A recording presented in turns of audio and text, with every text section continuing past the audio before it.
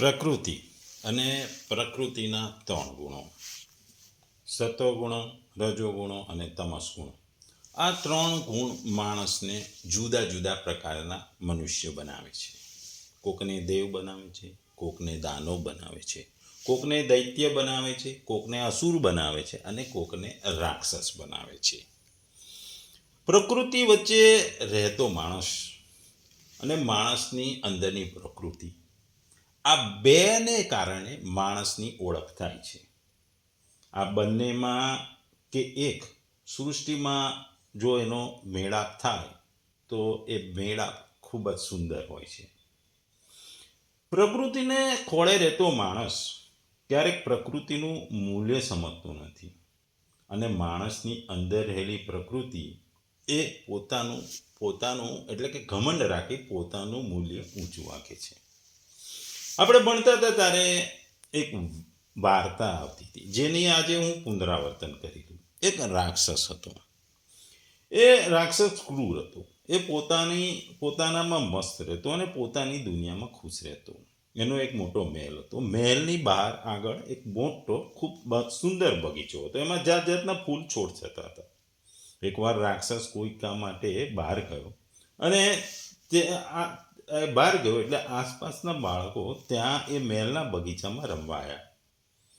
આમ ઘણા બાળકોએ એના બગીચામાં રમવા ભેગા થયા અને જાત જાતના રમતો અને ગીતો ગાવા લાગ્યા. બાળકોને ખૂબ આનંદ થયો. પણ અચાનક રાક્ષસ પાછો આવ્યો. બાળકોને પોતાના બગીચામાં જોઈ એને ખૂબ જ ગુસ્સો આવ્યો. એણે ખૂબ મોટી રાડ પાડી. આ રાડથી બાળકો બગીચામાંથી ભાગી ગયા. આવું બાળકો બગીચામાં ન આવે એટલા માટે એણે મહેલની આજુબાજુ 7-8 ફૂટની દિવાલ બનાવી દીધી. આ દિવાલને જોઈ બાળકો દુઃખી થઈ રહ્યા હતા. પછી ઋતુ બદલાઈ અને શિશિર ઋતુ આવી. ચારે બાજુ બરફની વિશાળ ચાદર પથરાઈ ગઈ. બગીચો પણ બરફ નીચે દબાઈ ગયો. શિશિર ઋતુ પોતાની બરફની ચાદર પાથરી જતી અને વારો આવ્યો વસંત ઋતુનો. બાકી બધે વૃક્ષ, ફૂલો, ફળ બધું વસંત આવી એટલે ખુલ્લે, પણ રાક્ષસના બગીચામાં હજુ શિશિર હતી. ત્યાં બરફની ચાદર હટી ન હતી. ન તો ઝાડની ડાળીઓ પર પંખીઓ હતા. રાક્ષસને કંઈ સમજાયું નહીં.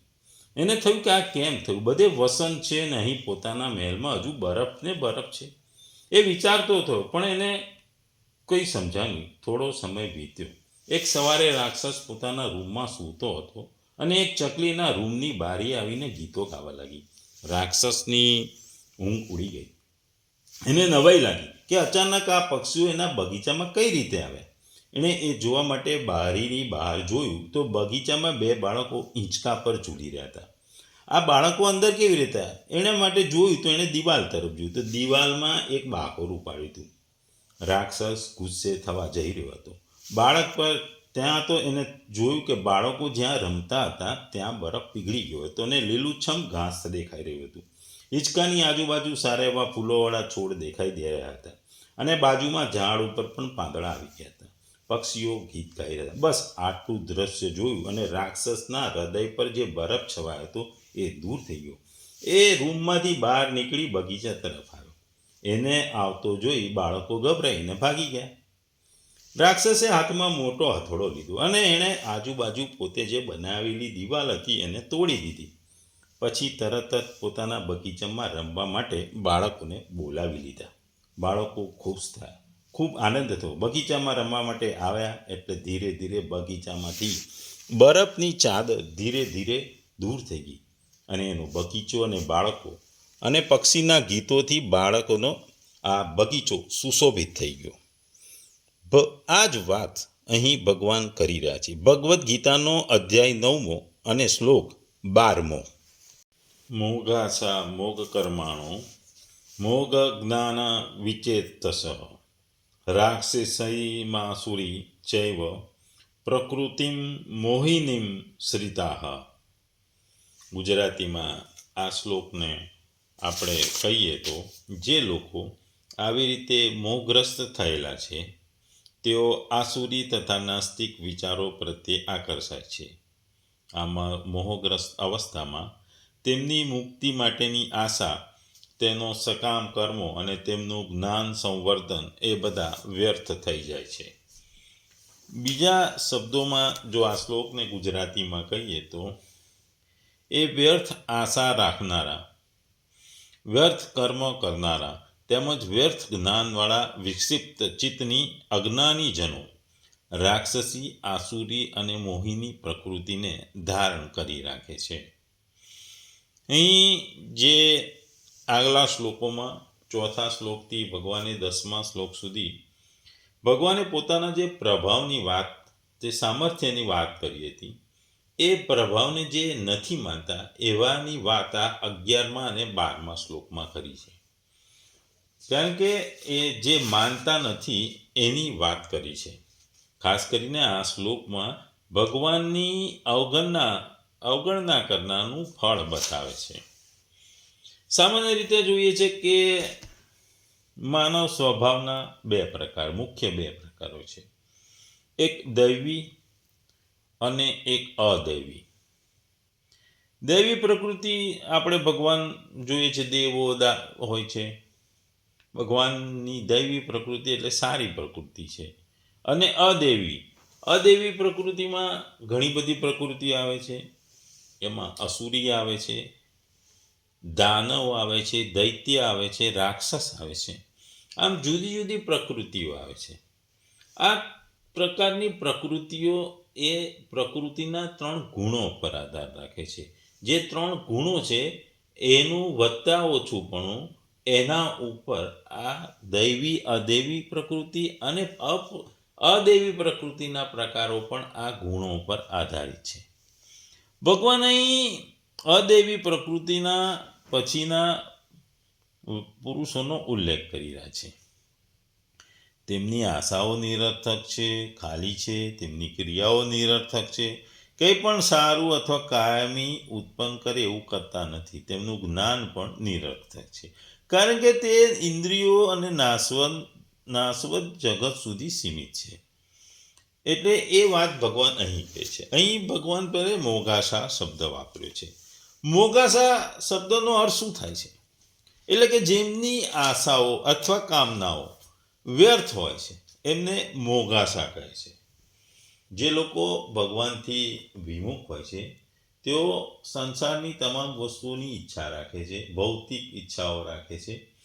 તેમની આ બધી કામનાઓ વ્યર્થ જ હોય છે. કારણ કે આ બધી કામનાઓ નાશવંત છે અને પરિવર્તનશીલ વસ્તુની કામના પૂરી થશે એવો કોઈ નિયમ આજ સુધી છે નહીં.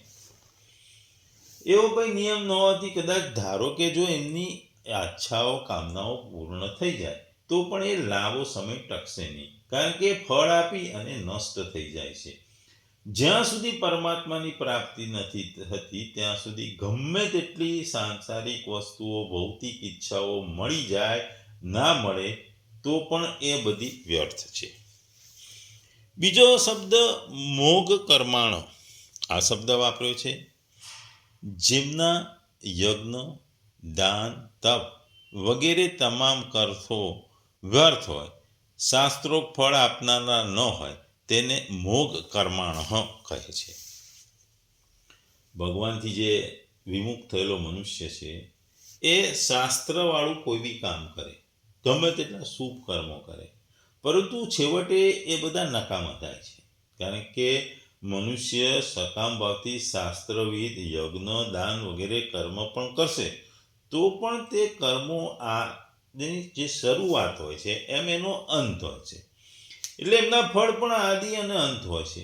તેથી તેઓએ કર્મના ફળ સ્વરૂપ ઊંચા નીચા લોકોમાં પણ ચાલ્યા જશે તો પણ ત્યાંથી તેમને ફરીથી જન્મ મરણના ચક્રમાં આવવું પડશે. એટલે આવવું જ પડશે. એટલે એમના માટે તેઓ કર્મો કરી કેવળ પોતાનો જે સમય છે એ બરબાદ કરી રહ્યા છે. અંતમાં તેઓ ખાલી જ રહે છે. ભગવાન અને શાસ્ત્રો પર વિશ્વાસ ન કરનારા વિષય પામર લોકો શાસ્ત્ર વિધિનો ત્યાગ કરી અશ્રદ્ધાથી મન માન્યા જે યજ્ઞાદિ કર્મો કરે છે તે કર્મો એમને આ લોકમાં અથવા પરલોકમાં કોઈ પણ ફળ મળતું નથી. કારણ કે ફળ નથી મળતુંનું કારણ છે કે ભગવાનની શ્રદ્ધા નથી. એ પોતાના સ્વાર્થ માટે શાસ્ત્ર વિધિ કરે છે. ટૂંકમાં એ છે કે આ જીવ સ્વરૂપથી સાક્ષાત પરમાત્માનો અંશ છે, સદા રહેવાવાળો છે અને કર્મો તથા તેમના ફળ આદિ અંતવાળા છે. આથી જ્યાં સુધી પરમાત્માની પ્રાપ્તિ થતી નથી ત્યાં સુધી સકામ બાળપૂર્વક ગમે તેટલા કર્મો કરો એના ફળ મળે, પરંતુ અંતમાં એ અશાંત અને દુઃખ તરફ જાય છે. આગળ ભગવાને મોગ જ્ઞાન શબ્દ વાપર્યો છે. જેમનું જ્ઞાન વ્યર્થ હોય છે, તાત્વિક અર્થના અભાવવાળું હોય છે અને યુક્તિયુક્ત ન હોય છે, એમને મોગ જ્ઞાન કહ્યું છે. કારણ કે એમના બધા જ જ્ઞાનો જે છે એ બધા નકામા છે, વ્યર્થ છે. કારણ કે તેઓ ભગવાનથી વિમુખ છે અને છતાં એમણે ભાષા શીખી છે, લિપિઓ શીખી છે, કળાઓ શીખી છે, વિવિધ વસ્તુઓની જ્ઞાન લીધું છે, કેટલું સંશોધન કર્યું છે, અનંત જ્ઞાન છું, પરંતુ એમનું છેવટે કલ્યાણ નહીં થાય. કારણ કે આ બધું હોવા છતાં એમને મોક્ષ મળતો નથી. એ જન્મ મરણના ચક્રમાં ફર્યા કરે છે. એટલે એ જો ફરીને ફરી જન્મ લેવો પડે તો આ બધું જ્ઞાન એ કંઈ કામનું નથી. ભગવાનના જે પ્રભાવ છે એ નહીં જાણનાર મનુષ્યો સાંસારિક ભોગોને સાચું અને સારું અને સુખદ માને છે, એટલે તેમાં જ રચ્યા પથ્યા છે.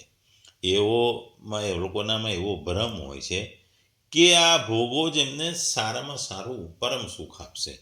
આ ભોગો કરતાં બીજું દુનિયામાં કંઈ છે નહીં. આ કારણે તેઓ સાચું સુખ જે ભગવત પ્રાપ્તિ છે એ મેળવાથી વંચિત રહી જાય છે. તેથી તેમને અહીં ભગવાને મોગ જ્ઞાન કહ્યા છે. આગળ ભગવાને વિચેતસઃ શબ્દો વાપર્યો છે. જેમનું ચિત્ત વિક્ષિપ્ત હોય છે, સંસારની જુદી જુદી વસ્તુઓમાં આસક્ત હોવાને કારણે સ્થિર ન રહેવાવાળું હોય છે, તેમના માટે વિચેતસ કહે છે. આસુરી પ્રકૃતિવાળા મનુષ્યોનું મન પ્રતિક્ષણ વિવિધ પ્રકારના કલ્પનાઓ કરતું રહે છે, તેથી તેમને આ વિચેતસ કહ્યું છે. ભગવાને આગળ રાક્ષસમ, આસુર્યમ, મોહિનમ અને પ્રકૃતિમ પદનો ઉપયોગ કર્યો છે. ભગવાન અહીં કહે છે કે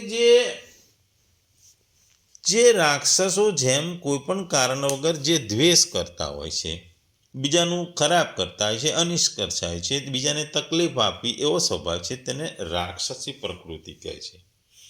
કામ અને લોભને વશ થઈ પોતાના સ્વાર્થ સાધવા બીજાને કલેશ આપો, તેમનું સ્વત્વને હરી લેવું, એ જ સ્વભાવ એ એમનો આસુરી પ્રકૃતિ છે. અને પ્રમાદ અને મોહને કારણે કોઈ પણ પ્રાણીને દુઃખ પહોંચવાનો જે સ્વભાવ છે તેને ભગવાને અહીં મોહિની પ્રકૃતિ કીધી છે.